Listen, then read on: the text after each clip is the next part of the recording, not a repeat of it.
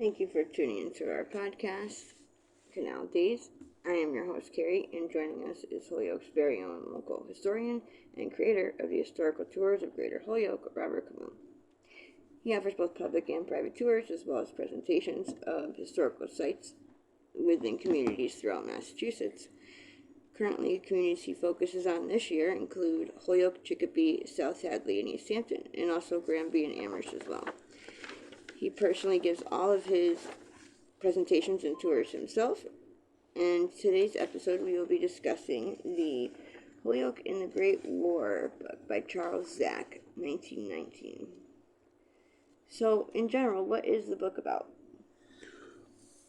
It's a book written to honor Holyoke's role in the First World War. The Great War is the original name of World War I. When World War II happened, that lost its name and it became World War I.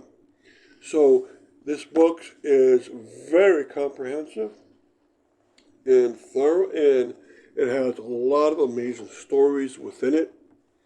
And for instance, they have on one page Holyoke's memorial tablet, which is all the men that died during the course of the war.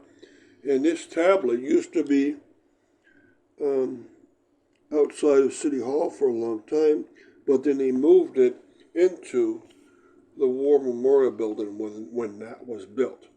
So this tablet is from 1919, but the War Memorial Building was built in the 1930s, and when that was ready, they moved this from outside City Hall into the War Memorial. And on it are all the war deaths from Holyoke, and there are many, right? For instance, there's William Davitt, who was a chaplain, an officer from Holyoke that went off to France. He got killed about an hour before the war ended at 11 o'clock on November 11th. So it tells you stories about almost all the regiments that went off to the war, and it has a list of all the people from Holyoke that participated in the war. And before that, it has a list of all the men that died during the course of the war. Now, it doesn't have a picture of all the participants, it has some other pictures, but if a man died during the course of the war, they have his picture here, right? So this is a great tribute to those men. And during the course of this interview, we talk about the other towns and what they have, and what some of those other interesting chapters all are about, and how you might actually use this book. It's not written in the form that I could just sit down and read it like a novel. It doesn't flow very easy, but it has lots of information. So we're going to go through this, and it's great just to look at it now. It's available on the internet. So if you type in Holyoke in the Great War with Charles Zack, up will pop this in PDF format. But it's also good to see it as a book format. It's available at the Holyoke Library. Also, it's available at the South Hadley Library, so forth. Interesting. And diving a bit deeper into the subject, its subtitle is Including the Towns of South Hadley, Williamsett, Belchertown, Fairview, and Granby. So, what is done for these towns?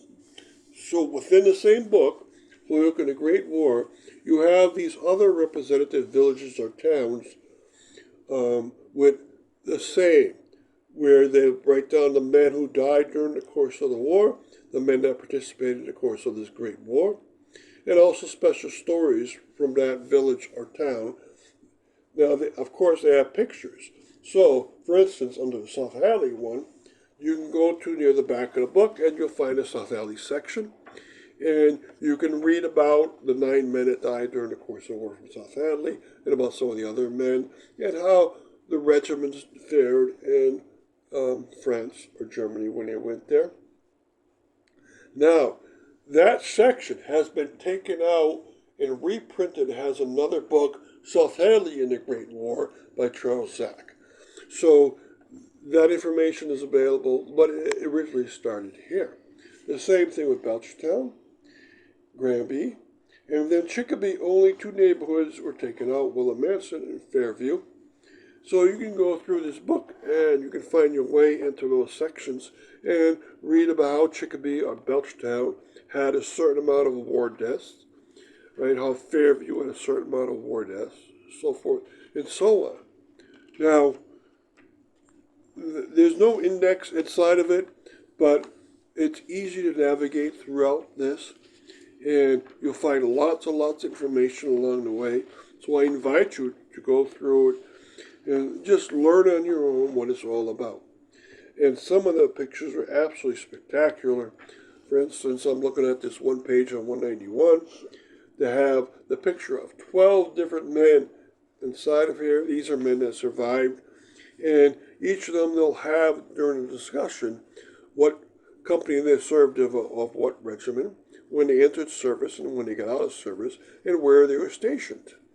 And that's valuable information for people that might not know their ancestors served during the war. Just by looking at it today, I already knew that Narcisse DeRoy, my grandmother's second cousin, died during the course of the war, and he's honored in Holyoke by a park. But I also just found out that Joseph Como, who was my grandfather's first cousin, is in this book. He did not die during the war, but his picture's inside of here. It looks very similar to my grandfather. So this is great just to go through, browse through, and see what's there. So quickly, before we continue with the rest of our interview, just to fill our listeners in, if you want to find out more information or sign up for any of his various tours, you can check out his website at holyokecanaltour.org. And there you can find videos and podcasts of almost every stop on every tour, and also photos and text on these historical sites. So, and if you're interested in a private tour, you can email him directly at bobcat4214, capital B, at yahoo.com. And they make for fun educational outdoor activities for families and groups. So, getting back to our interview, what other chapters are in this book? All right, there's chapters on the Junior Red Cross work at the junior high school of Holyoke, and they were teaching 12 to 15-year-old students how they might become nurses during the war. That's incredible. They show a big picture of that. And this really took over the country for a couple of years, 1917 and 1918. And they explained what each of the schools did, what kind of clubs they had that helped out the war effort. Also, they have a page where they show the nurses that helped during the course of the war. Mary Anderson, Lieutenant Miss Ruth Knapp. These are nurses that went off to Europe and helped the men during the course of the war. And if you go through it, they also have by camps around the United States where the men train. So ready for service, they'll have a Camp Sevier of South Carolina, right? Or Camp Lee of Virginia. They have officer training schools that they put down the men that went there. So they have many very particular chapters. Great information if you could go through it and figure out what they're talking about. They have a gorgeous shot of Company M of Holyoke in front of the State National Guard Armory on Sargent Street. And that building in the front, at least, is still there. And so this is incredible. You can see 107 years ago what the men looked like going from Holyoke off to war in front of a building of Holyoke that's still there. And so these are great little nuggets of information to take and great pictures to take. And how might this book be used? Okay, well, you could use it for the pictures. I just pointed out a great picture of the armory. It could be used for these specialized chapters on what camp they went to get basic training in, what regiment they were in. You can group them by regiment. There's actually a set of regiment. You can do it for any of the towns that are listed here, Belchertown, Granby. You can do it from the point of view of nurses or from the point of view of clubs at school. You can do it from the point of view of your relatives and see what relatives that might have served. And if they have a picture in here, that'll be an extra bonus to you. And besides just general knowledge, there's great chapters on how the men fared in each battle that they fought in during the war. So towards the back, they'll have these different sections. There's also sections on the officers that from Holyoke, and there's sections from the officers that weren't from Holyoke, but were the higher up officers of World War One. They have a poem on the back in Flanders Field, of course, they have that poem. And in the very back, there's addition, and this is a very important addition because additions to an honor roll, they put the men's pictures of the men that died during the war that they might not have got before. So in the very back, you'll find this extra information of all these wonderful men that served and died during the course of the war. All right, and then there's extra chapters in the end. Company D comes back home, decorations around Holyoke, how certain mills celebrated the men's great return, so forth and so on. So I hope you can find a way to use this. And thank you, Robert, for educating us on your tours. And we want to thank the Holyoke Library in Mass and other sponsors who helped make this possible. And of course, we want to thank our listeners for tuning in. And you can also tune to a large selection of podcasts on his website. Again, that's holyokecanaltour.org. And you can also find more podcasts at soundcloud.com. And you can always email him for more information. So be sure to keep up to date and check out his website for new podcasts and videos posted daily. Thank you for tuning in. Thank you for tuning into our podcast. We are coming to you from South Hadley, Massachusetts. I am your host, Carrie, and joining me is Holyoke's very own local historian and creator of the historical tours of Greater Holyoke, Robert Coon. He offers both public and private tours, as well as presentations of the local canal systems, reservoirs, cemeteries, and churches, as well as various parks and streets in Holyoke, South Hadley, and Chicopee, Mass. Now you actually lead these tours and give these presentations yourself, is that correct? Yes, and this is a discussion about one of the wars. Okay, and today he'll be educating us on the Holyoke in World War I. So, what is Holyoke's involvement in the First World War? All right. Holyoke was involved because it sent many, many men to go to fight. You gotta remember that Holyoke is an economic class of the lowest, and so a lot of the men were taken from these classes. And along the way in the discussion, we'll talk about where these deaths are honored in Holyoke, where the burials might be, and about the Great War itself. Now, Holyoke's involvement was very intense, and there was a nice book written about it, this involvement called The Great Holyoke and the Great War, and you should read about it because it tells you about some of the people that fought during the war and about some of the men that died during the course of this war. About 55 men from Holyoke died during the course of World War I due to illness or injuries. And it talks about the effect upon the citizens of Holyoke and what they did for them. A lot of fraternal groups helped them out greatly. And when they came back, a lot of groups helped these fraternal men very greatly. And where are the war deaths honored in Holyoke? All right, the World War Memorial is inside of a special room inside of the War Memorial Building in Holyoke on Appleton Street. And there's the names of about 55 men that died during the course of that war. And they're honored also by having the names of parks named after them.